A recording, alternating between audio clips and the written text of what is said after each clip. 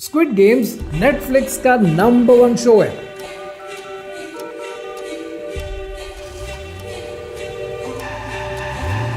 एक ऐसा शो है कि जिस पर आपको देखने को मिलती है human exploitation, human sufferings, drug abuse और अमीर और गरीब के बीच का फर्क, और एक ऐसा फर्क जिसमें गरीब की एक्सप्लॉयटेशन होती है। नेटफ्लिक्स का ये शो क्या नेटफ्लिक्स की सिर्फ एक एंटरटेनमेंट है या ये कैपिटलिज्म की पैदावार है? एक ऐसा निजाम कि जो इंसानों को एक्सप्लॉयट करने के ऊपर चलता है, एक ऐसा निजाम जो लोगों की वांट को उनकी नीड में कन्वर्ट कर देता है। स्क्विड गेम्स का जब सीजन 1 मंजर आम पे आया तो 17 दिनों के अंदर इसके 11 करोड़ व्यूज हुए और 28 दिन के अंदर 1.5 अरब घंटे से ज्यादा का वॉच आवर मिल गया नेटफ्लिक्स को। 2025 में स्क्विड गेम्स का सीजन नंबर 3 आया और इस तीसरे सीजन के आते ही 10 दिनों के अंदर 10 करोड़ से ज्यादा व्यूज हैं। यानी ये वो चीज है जो दुनिया में इतने व्यूज निकाल रही है जितना दुनिया में कोई एंटरटेनमेंट चैनल नहीं निकालता। इसका मतलब क्या है? इसका मतलब यह है कि human beings love to watch other human beings suffer. लेकिन हम यहां तक पहुंचे कैसे? क्यों इंसान दूसरे इंसानों को एक्सप्लॉइट होता हुआ देखना चाहता है? क्या इसके पीछे भी कोई कॉन्स्पिरेसी है? ये ऑर्गन ट्रैफिकिंग की मार्केट ऑपरेट कैसे करती है? और गरीब का इस्तेसाल क्या सारी जिंदगी ऐसे ही रहेगा? इन सब के पीछे कहानी क्या है, आइए समझते हैं।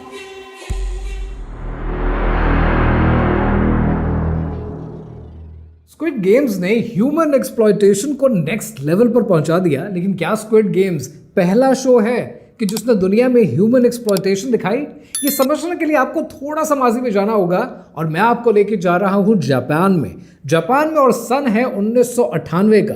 जापान के टेलीविजन निप्पॉन टीवी के ऊपर एक शो ब्रॉडकास्ट होता है और उस शो का नाम है लाइफ इन प्राइजेस। इस शो का फॉर्मेट बड़ा दिलचस्प है और आपके लिए बड़ा एंटरटेनिंग है क्योंकि ये फॉर्मेट अपनी नौइयत का पहला फॉर्मेट था कि जहां से एंटरटेनमेंट की डेफिनेशन बदली गई। इस शो का फॉर्मेट ये था कि एक पार्टिसिपेंट को कुरानंदाजी के जरिए फाइनलाइज किया जाएगा। फाइनलाइज करने के बाद उसे एक कमरे में रखा जाएगा और उस कमरे में उसके पास कोई ह्यूमन इंटरैक्शन नहीं होगा, कोई इंसान उससे बात नहीं करेगा। उस कमरे में जहां उसको रखा जाएगा उसे कपड़े नहीं दिए जाएंगे, वो नंगा होगा उस पूरे शो के अंदर और ये शो लाइव टेलीकास्ट किया जाएगा पूरे मुल्क में। यानी आपका ये नंग धड़ंग पूरे मुल्क में दिखाया जाएगा। अब सवाल ये है कि इस शो में करना क्या है और इस शो में अगर वो पार्टिसिपेंट जीत जाता है तो उसे इनाम क्या मिलेगा? अगर इस शो का पार्टिसिपेंट ये शो जीत जाता है तो उसे 1 मिलियन येन यानी तकरीबन $8,000 मिलेंगे, जो कि आजकल 22 लाख रुपए के आसपास बनते हैं। लेकिन सवाल यह है कि उसे इस पूरे शो में करना क्या होगा? उसको दिए जाएंगे मैगजीन्स, उसको दिए जाएंगे रिसाले कि जिनके अंदर मुख्तलिफ कॉन्टेस्ट शामिल होते हैं। उसे रोजाना अखबार की क्लिपिंग्स काट के उन कॉन्टेस्ट में अप्लाई करना है और अप्लाई करने के बाद अगर उसे चावल मिल गए, अगर उसे खाना मिल गया तो उसने वही खाना है और उसने 1 मिलियन येन की वैल्यू के इनामात जीतने हैं और जब तक इनामात नहीं जीतेगा वो इस शो से बाहर नहीं हो सकता। उसकी एक्सप्लॉयटेशन जारी रहेगी। अब ये फॉर्मेट सुनकर आपके दिमाग में आ रहा होगा इस तरह के बेवकूफाना किस्म के शो में, घटिया शो में कौन पार्टिसिपेट करेगा? वेल, पीपल पार्टिसिपेटेड और उसी के अंदर से कुरानंदाजी में सेलेक्ट होता है एक 22 साल का कॉमेडियन जिसका नाम है टोमोकी हिमित्सु। लेकिन इस शो में उसके बॉडी पार्ट्स को, खास तौर पे जो उसके सेंसिटिव बॉडी पार्ट्स हैं, उनको छुपाया जाता है एक एग प्लांट के साथ। यानी जितनी दफा टेलीविजन पे उसको दिखाया जाएगा उसके जो प्राइवेट पार्ट्स हैं वहां पर एक एग प्लांट लगा दिया जाएगा और एग प्लांट को, बैंगन को जापानी जबान में नसूबी कहते हैं। लिहाजा इस शो में इसके किरदार का नाम ही नसूबी रख दिया गया। अब नसूबी उठ रहा है, अब नसूबी बैठ रहा है, अब नसूबी रिसाले काट रहा है। नसूबी को आज पूरे दिन कुछ खाने को नहीं मिला। This is the ultimate of human exploitation. और आपको लगता है कि चलो मान लिया कि टेलीविजन पे ये शो चला भी होगा, लेकिन इस शो को लोगों ने देखा नहीं होगा। आपकी सोच है। इस शो के वीकली बेसिस पर 3 करोड़ व्यूज आए और वहां से जापान के अंदर लाइव एंटरटेनमेंट, लाइव स्ट्रीमिंग को कॉमन बना दिया गया। आपको अंदाजा है कि टोमोकी ने ये कैरेक्टर, नसूबी का कैरेक्टर, कितने दिन निभाया? वो इस कैप्टिविटी में 335 दिन तक था, यानी 335 डेज, ऑलमोस्ट अ ईयर, कि पूरा साल आप नंगे पूरी दुनिया के सामने हो और पूरी दुनिया के सामने आपका ये नंग धड़ंग तो चले, दुनिया तो इसको एंटरटेनमेंट समझे, लेकिन आपको खाने को कुछ ना दिया जाए, आप जो इनामात जीते उससे अपना गुजारा करें। कितने ऐसे दिन इसने गुजारे कि जब इसके पास कुछ खाने को नहीं था, फिर 963 कार्ड्स की एंट्रीज करने के बाद इसे पहली बार एक इनाम मिला और उसके दरवाजे पर डिलीवर हुआ। और ये इनाम क्या था? ये सिर्फ एक जेली डिजर्ट थी।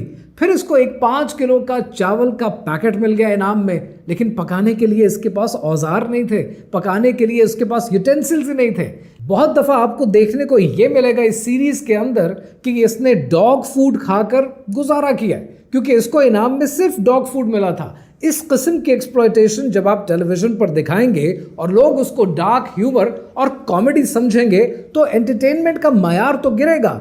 लेकिन यहाँ पर एक बहुत बड़ा सवाल है कि स्क्विड गेम्स अगर करोड़ों की तादाद में लोग देख रहे हैं, अगर नसूबी का ये शो जापान में हर हफ्ते 3-3 करोड़ लोग देख रहे हैं, तो कोई तो वजह होगी कि लोग ये सब कुछ देख रहे हैं। अब इस बात को समझने के लिए आपको वो इकोनॉमिक पैरामीटर समझने चाहिए कि मुल्क में ऐसा क्या हो रहा था कि इस किस्म के प्रोग्राम हिट हो गए।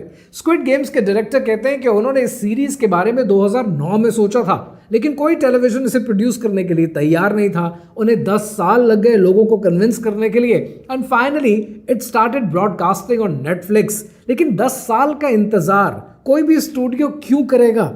वो इसलिए कि 10 साल में आपने सबसे ज़्यादा चीज़ जो रेलेवेंट देखनी होती है एंटरटेनमेंट में, कि आवाम की नब्ज़ क्या है, आवाम चाहती क्या है। अगर आप बॉलीवुड को या लॉलीवुड की इंडस्ट्री को उठाकर देखें तो आपको चॉकलेटी हीरोज मिलेंगे 1960 की दिहाई में, 1970 की दिहाई में, जहां पर राजेश खन्ना और वहीद मुराद जैसे कैरेक्टर्स आपके सामने इंट्रोड्यूस हुए। लेकिन जब आप 1980 की दिहाई में जाते हैं तो एकदम से एक एंग्री यंग मैन की सूरत में अमिताभ बच्चन का कैरेक्टर आ जाता है। यानी लोग रोमांस से उठकर शिफ्ट हो गए angry young man action movies पे। तो ऐसे में इकोनॉमी में हो क्या रहा था? अगर आप इंडिया की इकोनॉमी को उठाकर देखें तो 1973 में पूरी दुनिया में एक ऑयल क्राइसिस आया कि जिसके बाद महंगाई हद से ज्यादा बढ़ गई। इंडिया के अंदर इमरजेंसी रूल लग गया और इंडिया के अंदर लाइसेंस राज शुरू हो गया, जिससे एक आम आदमी का कारोबार करना मुश्किल हो गया। ये सब चीजें इंसान को पुश करती हैं कि वो सिस्टम के खिलाफ खड़ा हो जाए, और अगर सिस्टम के खिलाफ खड़ा होने के लिए उसकी डिपिक्शन करने के लिए एंटरटेनमेंट मौजूद है तो वो entertainment is bound to be a hit. And likewise अगर आप पाकिस्तान को देखें कि पाकिस्तान कैसे रोमांटिक्स के दौर से हटकर एक्शन के दौर में, मौला जट के दौर में कैसे एंटर हुआ, तो पाकिस्तान की इकोनॉमी में भी आपको बहुत ज्यादा फर्क नहीं देखने को मिलता। एंड लाइकवाइज अगर आप नसूबी को शो को देखें तो 90 की दिहाई में जापान में हो क्या रहा था? 90 की दिहाई में जापान में तारीख का सबसे बड़ा स्टॉक मार्केट बबल बर्स्ट हो गया। इतना बड़ा बबल बस्ट हुआ कि पूरे जापान में एक लॉन्ग रिसेशन आ गया। सैलरीज काट दी गई, सैलरीज कम कर दी गई और लोगों का हुकूमत पर से ईमान उठ गया। पीपल लॉस्ट देयर ट्रस्ट कि अब हुकूमत जो हमेशा गारंटी ऑफ लाइफ की बात करती थी वो लाइफ की गारंटी दे नहीं सकती। अब इस सारे एंगर को जब एक शो में डिपिक्ट कर दिया जाएगा तो लोग रिलेट कर पाएंगे। लोग रिलेट इसलिए कर पाएंगे क्योंकि उनको भी पता है कि इस शो के कैरेक्टर की तरह वो भी दुनिया के सामने भूखे, दुनिया के सामने नंगे हैं, दुनिया उनका मजाक उड़ा रही है। और जब सिस्टम चाहेगा तब आपको कोई ना कोई इनाम दे देगा, कोई ना कोई स्वीपस्टेक दे देगा जिससे आप रोटी रोजी पूरी कर पाएंगे। इसलिए नसूबी का show was bound to be a hit. And likewise अगर आप स्क्विड गेम्स को देखें तो इस वक्त दुनिया में हो क्या रहा है? साउथ कोरिया अपनी तारीख का सबसे बड़ा हाउस होल्ड डेट के क्राइसिस से इस वक्त गुजर रहा है। साउथ कोरिया में कोविड-19 के बाद के आफ्टरमैथ्स बहुत ज्यादा सॉलिड रहे और साउथ कोरिया की यूथ डिसइल्यूजन्ड है। यानी ऐसा शो बर वक्त आएगा, टाइम पे आएगा तो हिट हो जाएगा। That's how the entertainment industry works. लेकिन यहाँ पर इंपॉर्टेंट ये है कि नसूबी का किरदार निभाने वाला कॉमेडियन 22 साल का लड़का फाइनली इसके साथ हुआ क्या? जब इस शो से 1 साल के बाद ये बाहर निकला तो इसे $8,000 का इनाम तो दे दिया गया, क्योंकि उसने 335 दिन वो कुर्बानी दी थी अंदर रहकर कि जहां पर वो इंसानियत के दर्जे से भी गिर गया था। लेकिन बाहर आने के बाद उसे PTSD हो गया, पोस्ट ट्रॉमा स्ट्रेस डिसऑर्डर, और उससे वो जूझने लगा। सुसाइडल थॉट्स पैदा होने लगे, उसकी जिंदगी हमेशा के लिए तबाह होकर रह गई। लेकिन उसने एक अज़म बनाया, उसने अज़म ये किया कि मुझे एक सर्वाइवर के तौर पर जीना है और अपनी ज़िंदगी को लोगों के लिए बेहतरी की तरफ कंट्रीब्यूट करना है। उसने माउंट एवरेस्ट भी सर किया, उसने बाद में निकलकर मीडिया में सही चीज़ों के लिए आवाज़ भी उठाई और वो बहुत से सोशल वर्क प्रोजेक्ट्स का हिस्सा भी रहा। ये इंसान के अपने ऊपर है कि वो ट्रॉमा से गुजरने के बाद क्या बनना चाहता है, ये उसके अपना फैसला है, उसकी अपनी जिंदगी का। लेकिन स्क्विड गेम्स के अंदर एक और बहुत इंपॉर्टेंट कंपोनेंट है और वो कंपोनेंट है ऑर्गन ट्रैफिकिंग का। अब ये ऑर्गन ट्रैफिकिंग की मार्केट इस वक्त दुनिया में कहां खड़ी है और कौन सा मुल्क इसमें टॉप कर रहा है, आइए समझते हैं।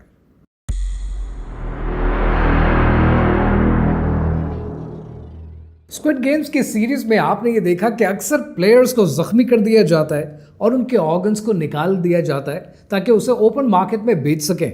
और ये सब काम प्लेयर्स की कंसेंट के खिलाफ, उनकी मर्जी के खिलाफ होता है। और आपको ये लगेगा कि ये सिर्फ एक सीरीज है। आपको लेके चलता हूँ आपके पड़ोसी मुल्क चाइना में कि जहां पर ऑर्गन ट्रैफिकिंग का हाल क्या है, जरा ये समझते हैं। 80 की दिहाई में चाइना में एक मजहब बड़ी तेजी से स्पीड पकड़ रहा था, इसके फॉलोअर्स में बहुत तेजी से इजाफा हो रहा था। उस मजहब के मानने वाले खुद को फेलिंग गॉन्ग कहते हैं और ये मजहब के मानने वाले ये मानते हैं कि हम साइंस पे यकीन नहीं रखते, हम तरक्की पे यकीन नहीं रखते, हमें पुराना चाइना का निज़ाम जिसमें जड़ी बूटियों से इलाज है, जिसमें ट्रेडिशनल वैल्यूज़ हैं, हमें वो फॉलो करना है। अब ये मजहब के मानने वाले चाइना का दर्द सर क्यों है? क्योंकि ये चाइना की लेबर क्लास में बहुत ज़्यादा तादाद में है। कहते हैं कि इस वक्त चाइना में तकरीबन 6 करोड़ से ज़्यादा लोग ऐसे हैं कि जिनका ताल्लुक इस मज़हब से है। चाइना ने इनको कर्टेल करने के लिए, डिटेन करने के लिए बहुत कोशिशें भी की, गिरफ्तारियां भी की, अरेस्ट भी किए, जेलें भी भरी। लेकिन दूसरी तरफ चाइना में उइगुर के मुसलमान भी हैं कि जिनके खिलाफ चाइना अपना असर व रसूख इस्तेमाल करता रहता है। सन 2000 के बाद से इनकी डिटेंशन के रेट बहुत स्पीड से बढ़ गया, यानी चाइना ने बहुत से लोगों को डिटेन करना शुरू किया। लेकिन अक्सर विसल ब्लोअर्स ये कहते हैं, रिपोर्ट्स ये कहती हैं, इन्वेस्टिगेटिव जर्नलिस्ट ये कहते हैं कि चाइना ने न सिर्फ इन्हें गिरफ्तार किया, इन्हें जेलों में रखा, बल्कि जबरदस्ती इनके ऑर्गन्स निकाले और ओपन मार्केट में बेचने शुरू किए। इस पे आपको दुनिया जहान का लिटरेचर मिलेगा, दुनिया जहान की रिपोर्ट्स मिलेंगी कि ये कारोबार और ये घिनौना कारोबार कितनी स्पीड में चाइना में जारी व सारी है। अब इसका अंदाज़ा आप यहाँ से लगाएं कि अगर आप वेस्ट के किसी मुल्क में रहते हैं, यूरोप में कहीं रहते हैं और आपको खुदा ना करे ऑर्गन की ज़रूरत पड़े तो 2 से 3 साल का वेट टाइम है।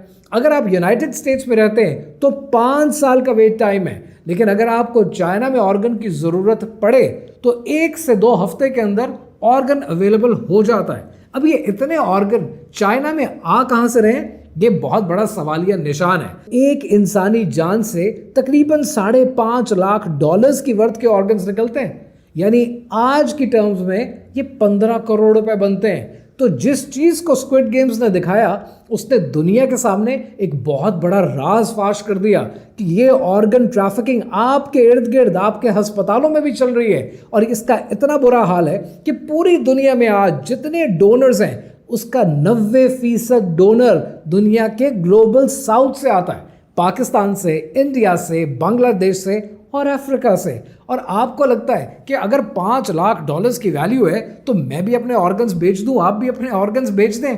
ये जानना भी आपके लिए ज़रूरी है कि जो ऑर्गन सेलर होता है उसको इस पूरे निज़ाम में, इस एक्सप्लॉयटेशन के सिस्टम में 5% से ज़्यादा नहीं मिलता।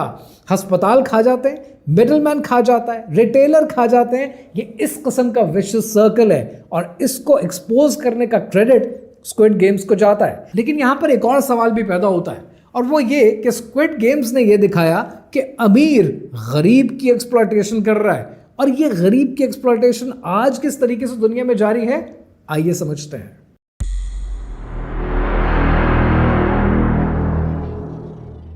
स्क्विड गेम्स ने एक और चीज की डिपिक्शन बड़ी अच्छी की और वो डिपिक्शन है, वो प्रोजेक्शन है अमीर और गरीब के बीच में एक्सप्लॉयटेशन के रिश्ते की कि जब भी अमीर और गरीब की एक्सप्लॉयटेशन का जिक्र आएगा तो दो जिक्र करने बहुत ज़रूरी हैं।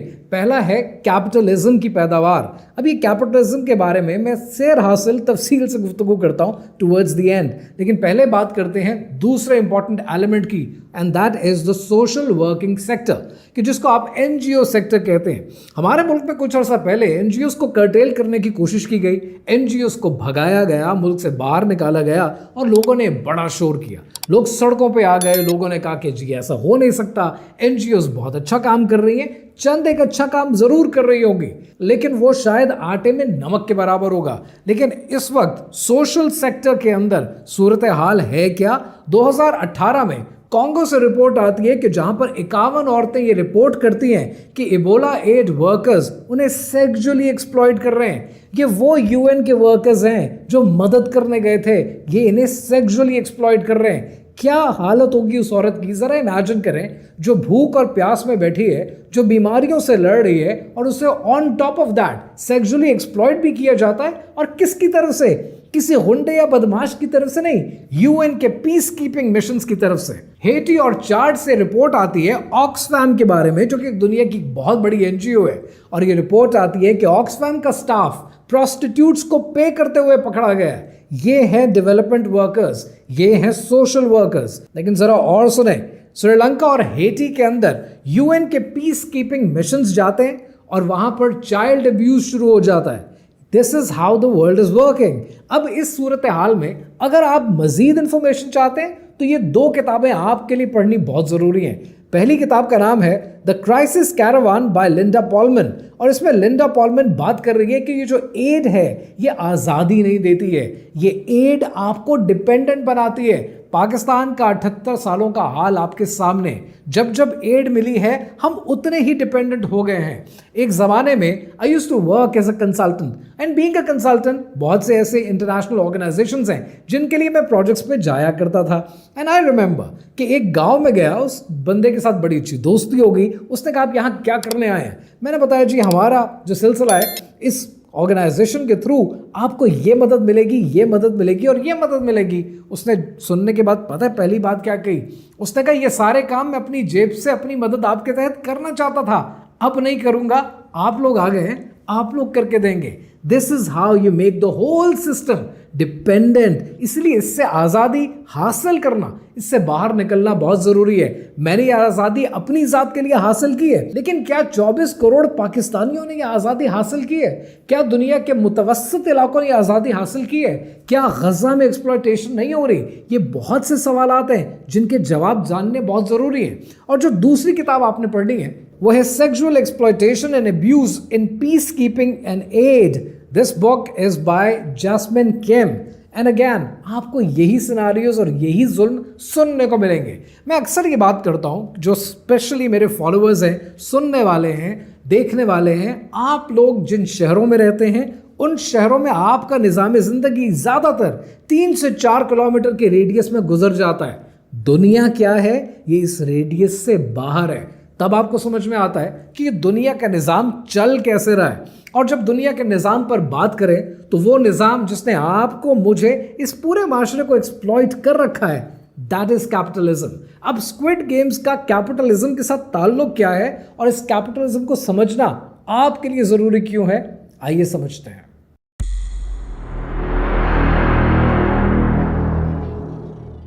स्क्विड गेम्स पे नेटफ्लिक्स ने तकरीबन $32 मिलियन का बजट स्पेंड किया, लेकिन जो वैल्यू नेटफ्लिक्स ने इससे हासिल की दैट्स अराउंड $900 मिलियन, 30 गुना ज़्यादा, यानी 30 गुना प्रॉफिट। यही है कैपिटलिज्म। अब कैपिटलिज्म को समझने के लिए आप किसी भी मार्केटिंग के स्टूडेंट से, किसी भी बिजनेस के स्टूडेंट से बात कर लें और उससे सिर्फ एक सवाल पूछें कि मार्केटिंग के अंदर जब आप किताब खोलते हैं और पहली डेफिनेशन आपको मिलती है which is by Philip Kotler, वो पहली डेफिनेशन है क्या? यानी बिजनेस स्कूल के अंदर पहला चैप्टर मार्केटिंग, और मार्केटिंग के अंदर भी पहली चीज़ उसकी डेफिनेशन। तो आपको एक ही डेफिनेशन मिलेगी कि हमारा काम लोगों की वांट को उनकी नीड में बदल देना है। Fine, that is how the world works. लेकिन जरा एक मिनट के लिए खुद बैठकर सोचें, अगर आप किसी की वांट को उसकी नीड में बदल रहे हैं, इजंट दैट एक्सप्लॉयटेशन? यही एक्सप्लॉयटेशन आज पूरी दुनिया में चलती है। आपको इंस्टाग्राम पे जगह जगह पर रील्स नजर आएंगी कि जो ये कहेंगी कि नेस्ले ने जब जापान में अपने बिजनेस का आगाज किया तो कॉफी कोई पीना नहीं चाहता था, चॉकलेट की तरफ कोई जाना नहीं चाहता था, तो उन्होंने सबसे पहले बच्चों में ये ओरिएंटेशन पैदा की कि वो चॉकलेट वाली चीजें खाना शुरू करें, कॉफी को पसंद करना शुरू करें। और उनको टाइम लगा, लेकिन 10 साल के बाद Nestle became a hit in Japan. Wow, what a business idea.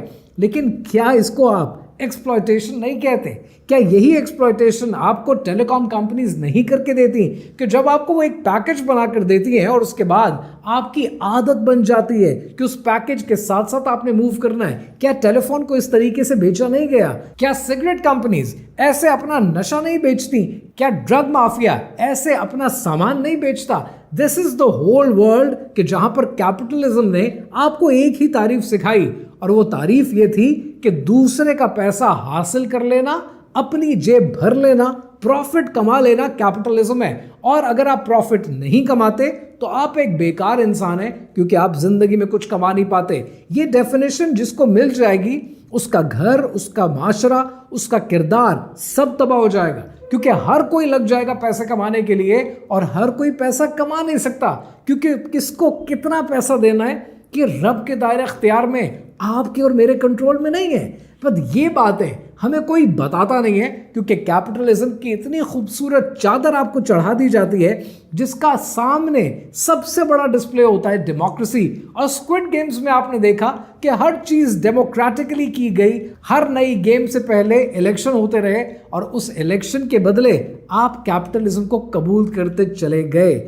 आज का सबसे बड़ा प्रॉब्लम कोई पॉलिटिकल पार्टी नहीं है, आपका कोई मुश्किल पड़ोसी मुल्क नहीं है। आज का सबसे बड़ा प्रॉब्लम कैपिटलिज्म है, क्योंकि ये कैपिटलिज्म सिर्फ पाकिस्तान में नहीं, दुनिया जहान में फेल हो रहा है। और हर जगह पर लोग मजबूर हो रहे हैं, आवाज उठा रहे हैं कि हमें एक नए निज़ाम की ज़रूरत है। ये निज़ाम टोटली एक्सप्लॉयटेशन पे चलता है। अपने इर्द गिर्द देख लें, गरीब ना एजुकेशन अफोर्ड कर सकता है, ना हेल्थ अफोर्ड कर सकता है। क्यों? क्योंकि वो कमाता नहीं है। ये कमाने का जो सवाल है ना, ये आज दुनिया के सामने रख दिया गया है, लेकिन दुनिया कभी भी ऐसे चला नहीं करती थी। लेकिन आज जो दुनिया के सामने हमने अपनी डेफिनेशन रखी है, उन डेफिनेशन में this is the only definition. So if you are not worthy of earning money, you worth nothing in the world.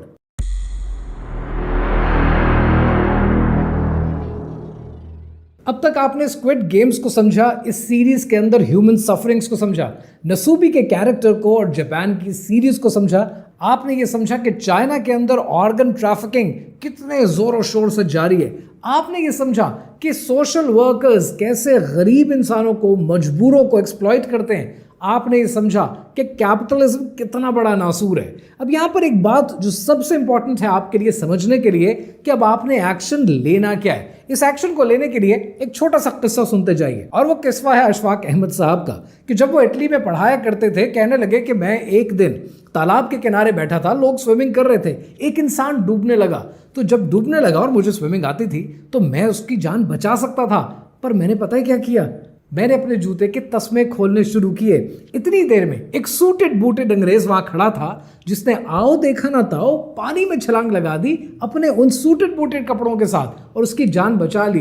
Problem आज स्क्विड गेम्स जैसी सीरीज देखकर ये होता है कि हम सिर्फ देखते रहते हैं। हमारे सामने सड़क पर कोई नाखुशगवार वाकया हो जाए, कोई प्रॉब्लम हो जाए, हम मोबाइल उठाते हैं, रिकॉर्ड करना शुरू कर देते हैं। किसी अच्छे पहाड़ी मकाम पे चले जाए छुट्टियां मनाने के लिए, मोबाइल उठाते हैं, एंजॉय नहीं करते, रिकॉर्ड करना शुरू कर देते हैं। किसको दिखाना है, किसके लिए कर रहे हैं? इसी वजह से आज ये ह्यूमन सफरिंग आपके इर्द गिर्द है, and we enjoy that suffering. हमें अच्छा लगता है कि हम किसी को एक्सप्लॉइट कर रहे हैं। उसने 200 देने थे, मैंने 2000 निकलवा लिए। ये क्या है? ये कॉमन टर्मिनोलॉजी है, अपनी शेखी भगोरने के तरीके। But the point is very simple, human suffering को एंटरटेनमेंट बनाना बंद करें। That's point number 1। और जो दूसरा काम आपने करना है वो ये करना है कि आपने माइंडफुल कंजम्पशन करनी है। हर चीज नहीं खरीदनी, हर जगह से नहीं खरीदनी, आपने वो खरीदना है जिसकी आपको अशद जरूरत है। अगर आप अपनी वांट को अपनी नीड बनाते रहेंगे तो आप गधों की तरह सारी जिंदगी दूसरों के लिए काम करते रहेंगे। स्क्विड गेम्स की तरह कैपिटलिज्म का ये खेल आपकी जिंदगी में जारी है। कैपिटलिज्म ये खिलवाड़ आपके साथ करता रहेगा। फैसला आपका है कि आपने इस गेम की तरह इस गेम का कैरेक्टर बनना है, प्लेयर बनना है, या अपना निज़ाम लेकर आना है। एक ऐसा निज़ाम जहां पर कद्र हर इंसान की हो, इस बुनियाद पर नहीं कि वो कितना कमाता है, सिर्फ उस बुनियाद पर कि वो एक इंसान है। ये फैसला आपका अपनी जिंदगी के लिए आपके अपने हाथों में है।